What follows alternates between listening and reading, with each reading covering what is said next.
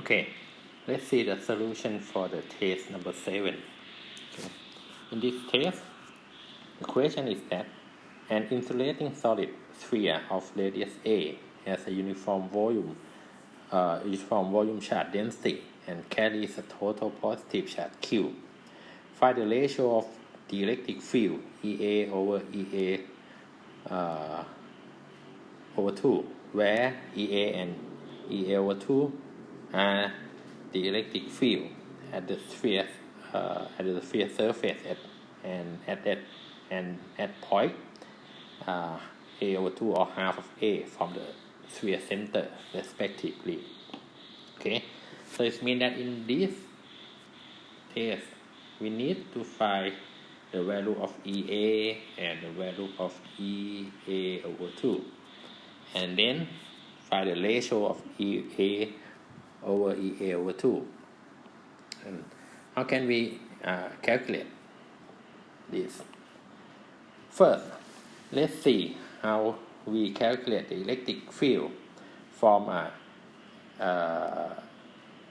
sphere with the uniform charge distribution. Okay. First, let's see that if we want to find the electric field at the point outside the sphere, for example, if we want to find the electric field here at this point, we can use the Gauss Law to calculate the electric field. The Gauss Law will be very useful when we calculate the electric field from the charge that have some symmetry. In this case, we know that our system has a spherical symmetry.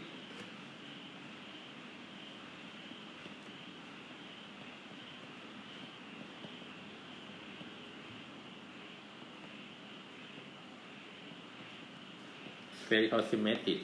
This means that if you create the Gaussian surface at this dashed line and you look back to the sphere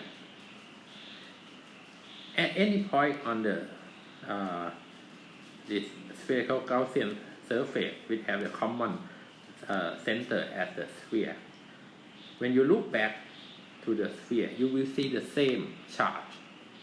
Okay, you will see the same charge. It means that you will see the same sphere everywhere if you are on the Gaussian surface.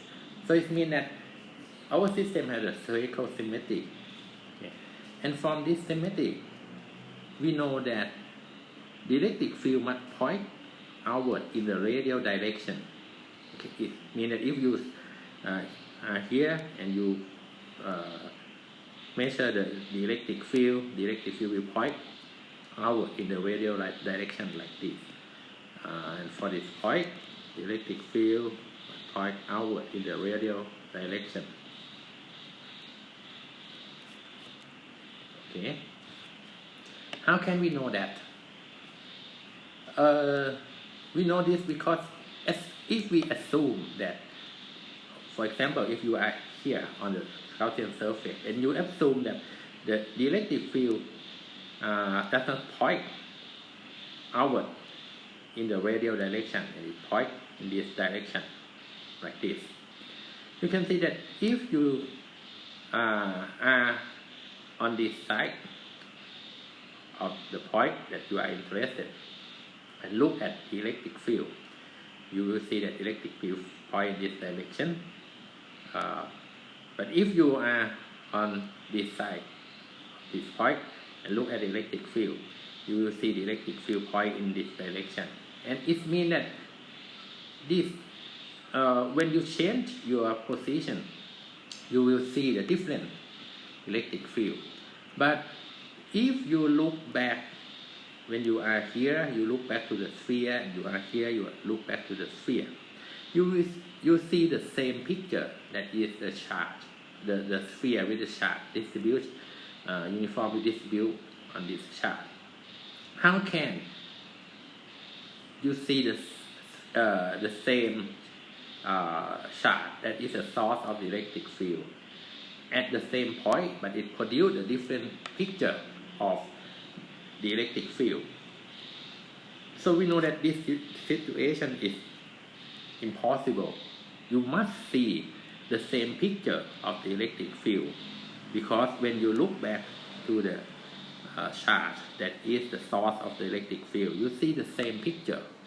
Okay, so this is possible only when the charge, the electric field points outward in the radial direction. So when you look at the electric field, for example, if you stand here and you stand here, you will see the same picture of the electric field. Okay, so from the symmetry, we know that the electric field will point outward in the radial direction.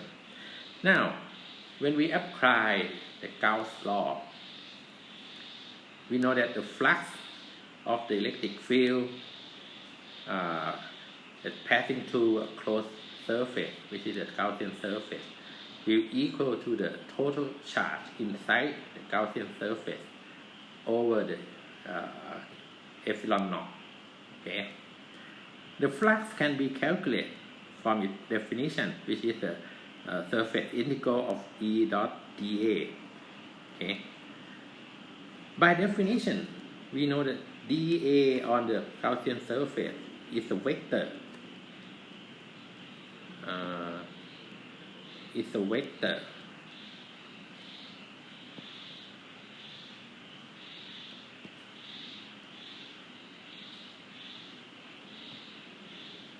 that points perpendicular to the surface and has the magnitude of the area dA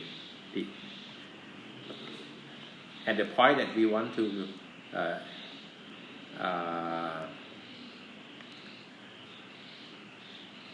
calculate the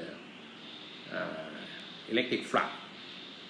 Okay, so if the electric field points outward in the radial direction and the area vector points in the perpendicular to the Gaussian surface, it means that E and dA must be parallel, or the angle between the E and dA is 0, right?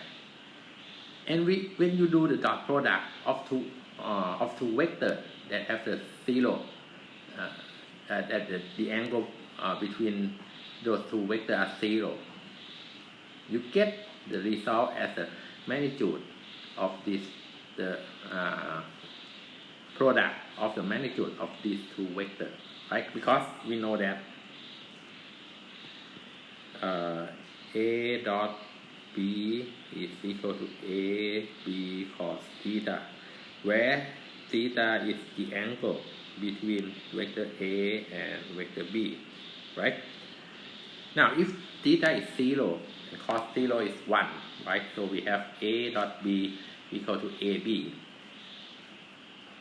In the same way, we have E dot dA, and we know that E and dA point in the same direction. So E dot dA is equal to E dA. Okay. Now, from the symmetry, we know that E is constant everywhere on the Gaussian surface, right? So in this integral, we can take E outside the integration because E is constant everywhere on the Gaussian surface. So we can take E outside. So we have this as a E times the integral of integral of dA. This is the surface integral of dA. And this is nothing more than the surface area of the Gaussian surface, right? Please remember that integration is nothing more than the summation of this integrand, right? In this case, dA is a small area that we use to calculate the flux, right? And the integration is mean that we sum up this small area all over the Gaussian surface. So we must have that this integral of dA is the surface area of the Gaussian surface. Here, the Gaussian surface is a spherical surface with the radius of r. So the surface area will equal to 4 pi r square. Okay, so we have the flux equal to E times 4 pi r square. And from the Gauss law, this must be equal to the Q over epsilon naught. So we rearrange this relation to get the magnitude of E, which equal to 1 over 4 pi epsilon naught of times Q over R square. Now, when you look at this form of the electric field, you have the magnitude of the electric field like this, and the direction of the magnetic field point outward from the center of the sphere in the radial direction, right? So this is the same form of the electric field of a point charge. That is, if we assume that all charge of the sphere concentrate at the center of the sphere, okay, or in other words, that if you replace this sphere with a point charge with the same charge with the sphere, in this case, we have the point charge with the charge Q here at the center of the sphere. The electric field at this point will be the same as the electric field from the sphere. So we can say that the electric field from the sphere with the charge distribution uniformly distributed on the sphere is equal to the charge of the point charge that have the same charge as the sphere and at the center of the sphere. In this case, we are interested in the electric field outside the sphere. Okay, outside the sphere. Okay, this value of R can be any value that is greater than or equal to the radius of the sphere. And if the radius of the sphere is R, okay, so it means that this formula can be used when R is greater than or equal to R. Okay, we can use this formula. Now, what will happen if R is less than capital R, if R is less than big R? Okay. In this case, we still can use the Gauss law and also use the spherical symmetry. It means that if you stand at any point on the Gaussian surface, the spherical Gaussian surface that has the common center with the sphere, okay, and you look back to the charge inside the Gaussian surface, okay, if the charge inside the Gaussian surface is now is a small q, yeah, you can see that every point when you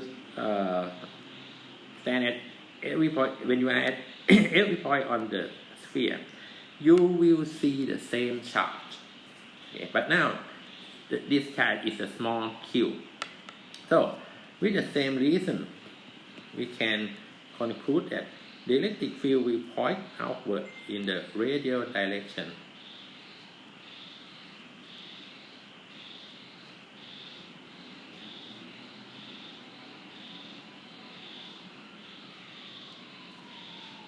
Okay, point outward in the radial direction like this. And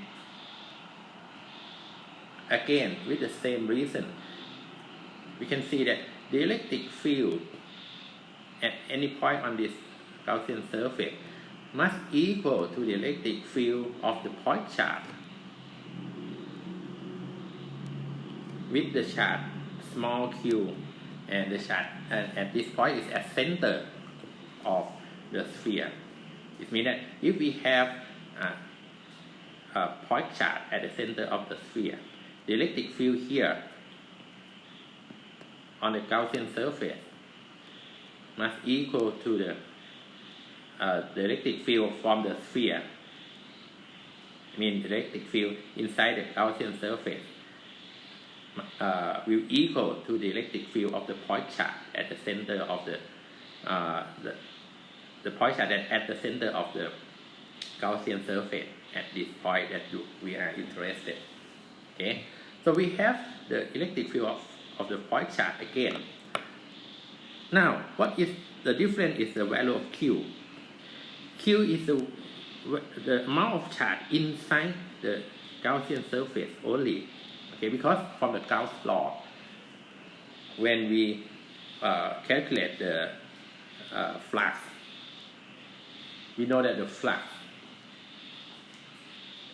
is equal to the charge inside the Gaussian surface divided by the epsilon naught, right? So this Q must be the charge inside this sphere only. And we can easily calculate Q. We know that the charge is uniformly distributed on the larger sphere with the radius r, right?